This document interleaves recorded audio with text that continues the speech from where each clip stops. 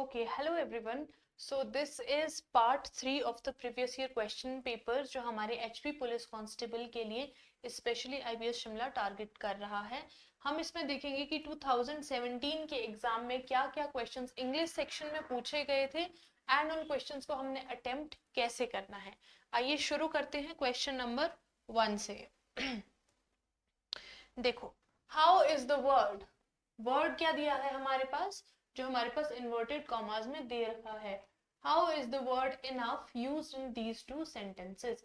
इन दो सेंटेंसेस में जो इनफ वर्ड है वो कैसे यूज किया गया है. दो सेंटेंसेस आपके पास दे रखे हैं, एनालाइज करते हैं. There is time enough and to spare, की टाइम ज्यादा है एंड टू स्पेयर है. ठीक है. You will well enough you will well enough what I mean. You will well enough what I mean. Enough है, दो वे में यूज हो रहा है. Adjective and adverb, noun and verb, conjunction and preposition. preposition होना था ये, या adverb and preposition. तो हमारा जो फर्स्ट उसमें देखते हैं हम पहले. चलो फर्स्ट सेंटेंस को देखते हैं. टाइम हमारे पास क्या आ गया है, नाउन आ गया है. नाउन आ गया है हमारे पास time.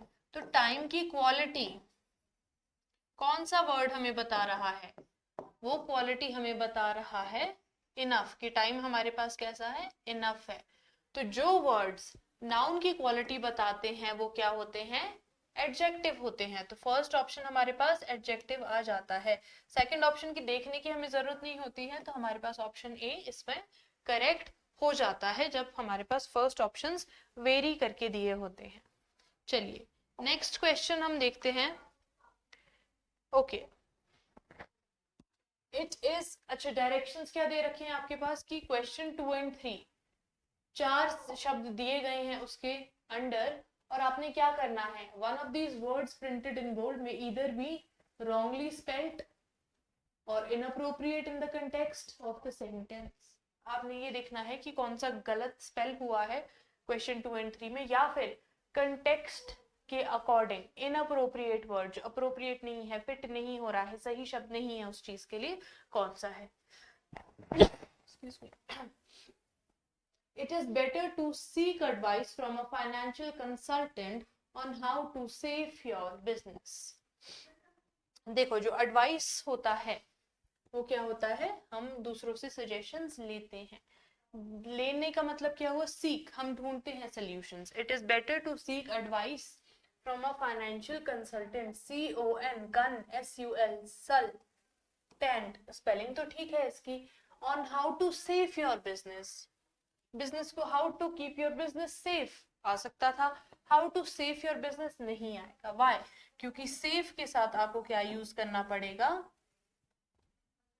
Safeguard, on how to safeguard your business. ठीक है. तो इसमें जो गलत स्पेल हुआ है या कंटेक्स्ट के लिए इनअप्रोप्रिएट, वो वर्ड हमारे पास सेफ हो जाता है.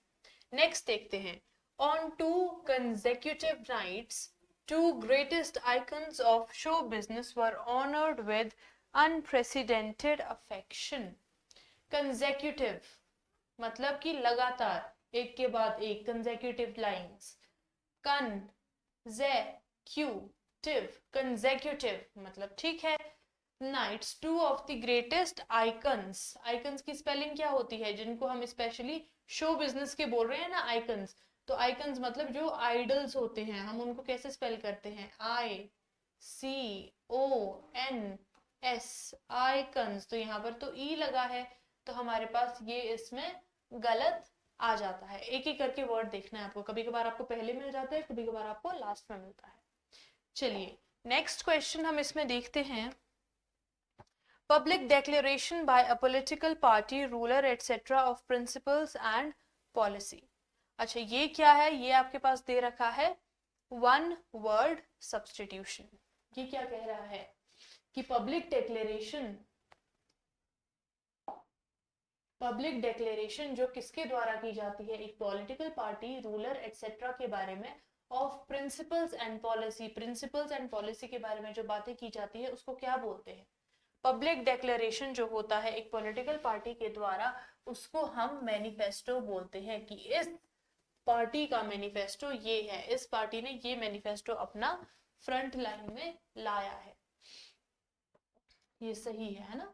The custom of having more than one husband at the same time, more than one husband, एक से ज्यादा वाइफ को क्या बोलते हैं?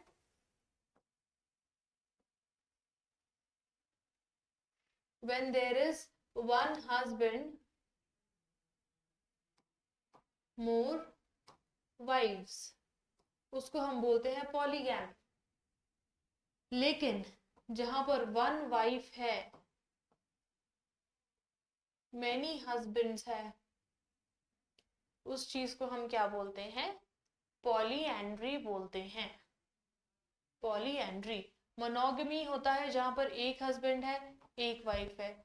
बायगैमी होता है जहां पर दो हस्बैंड्स है, दो वाइफ्स है ना। ठीक है, तो इसमें हम क्या बोलते हैं? पॉलीएंड्री बोलते हैं इस चीज को। चलिए नेक्स्ट क्वेश्चन देखते हैं, क्या पूछा गया है हमसे। In each of the following question sentence contains a blank space, आपको इस मैनर में वो blank space फिल करनी है कि जो हमारा सेंटेंस है वो कैसा हो?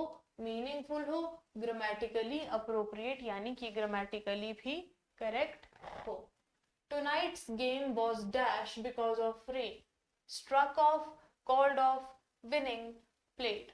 was की बात है तो winning तो नहीं आएगा, played आ सकता है। was played because of rain, game कोई रेन में खेलेगा तो नहीं खेलेगा। was struck off, struck off तो होता है किसी चीज से बच जाना या किसी चीज से आपका स्मैश हो जाना किसी चीज में, दैट इज struck off। ठीक है, तो ये भी नहीं आएगा। कॉल्ड ऑफ, उसे बंद करवा दिया गया। कॉल्ड ऑफ होता है किसी चीज को बंद करवा देना, जैसे कि she called of her own wedding, उसने अपनी ही वेडिंग को बंद करवा दिया। Dash having worked really hard in office, Vikas did not get the much expected promotion. In spite of having worked so hard, okay, on having worked really hard in office, बावजूद भी, काम करने के बावजूद भी, ऑन बावजूद ही नहीं होता है, सिंस नहीं होता है, डिस्पाइट ऑफ होता है, डिस्पाइट ऑफ होता है। इन स्पाइट ऑफ और डिस्पाइट ऑफ में फर्क ये रहता है कि डिस्पाइट होता है कि इस चीज के बावजूद भी, इन स्पाइट ऑफ होता है कि उसके साथ कुछ बुरा हुआ है, स्पाइटफुल हुआ है, रिवेंजफुल हुआ है, जब वो इन और स्पाइट अलग अलग होते हैं। डिस्पाइट ऑफ यहाँ पर इसमें डी ऑप्शन करेक्ट हो जाएगा। चलिए नेक्स्ट देखते हैं। ओके, चूज द वर्ड और phrase below which is most nearly the same in meaning to the word phrase in capital letter। आपके पास प्रीमियम वर्ड दे रखा है, चार ऑप्शंस दे रखे, फिर एग्जॉट वर्ड दे रखा है। इनमें से बताना है कि नियरली सेम इन मीनिंग यानी आपके पास सिनोनिम्स कौन से दे रखे। ठीक है, प्रीमियम क्या होता है? बेस्ट, सबसे अच्छा, best of all, quality wise भी।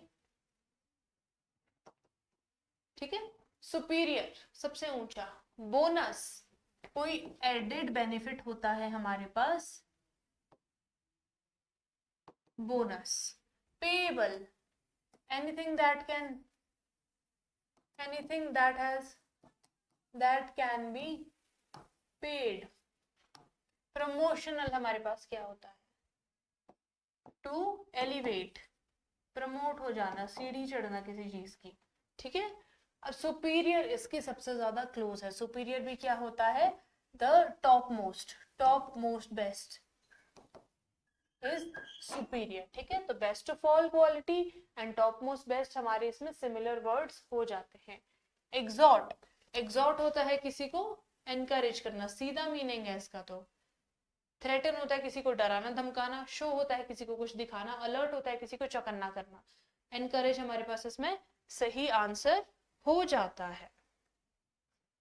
चलिए अब करते हैं यहाँ पर हम एंटोनिम्स। ये क्या इन्होंने पूछा है? चूज द वर्ड और phrase which is the most opposite. तो हमने क्या बताना है इसका? एंटोनिम कौन सा है? In meaning of the word printed in capital letter. Established, establish करना क्या होता है? किसी चीज को स्टार्ट करना या फिर कोई चीज बहुत ज्यादा पुरानी हो जाना। It was an established town, मतलब बहुत पुराने टाइम से चला आ रहा, वो भी एस्टैब्लिश्ड होता है ना, since some time, since a long period of time भी हो सकता है। तो इसमें क्या आएगा, small, new, modern, orthodox. New आएगा, ठीक है, न्यू हो जाता है इसका ऑपोजिट। एस्टैब्लिश्ड होता है कि पुराने टाइम से चला आ रहा है, और न्यू हुआ जो बिल्कुल न्यू है। मॉडर्न अगर हम बात करते हैं टेक्नोलॉजी की तो मॉडर्न यूज होता है। एफ्लुएंट,